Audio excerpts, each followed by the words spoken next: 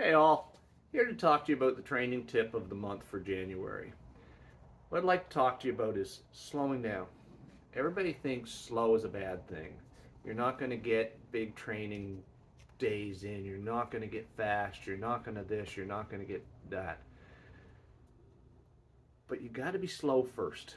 You got to be good first. It was one of those old, forgive me for saying this, but martial arts is what taught me that first. Is you got to be slow before you can be good. It doesn't help to come into something really fast and then get punched in the face. Same thing with running.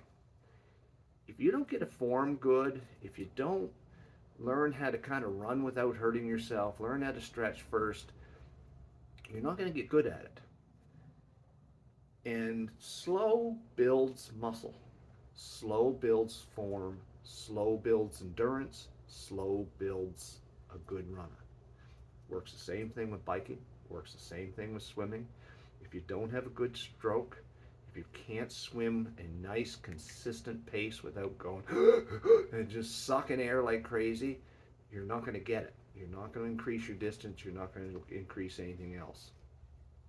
So the secret with the slow is what they call your best easy. So what you want to be able to do is just go out there and run what you feel is your best easy. It's not necessarily the easiest thing in the world, but I like to rank. A lot of people go with these different peaks and training zones. The way I look at training zones is easy. If you're running, if you've got someone beside you, you should be able to talk to them. You should be able to get close to a full sentence out. 3 or 4 words at least before taking a breath, and that breath shouldn't be this huge gasp. If you can do that, you're going to run further. Then you can build speed later. Speed is exactly what it says. If you want to get faster, then you have to do interval training and get that speed up.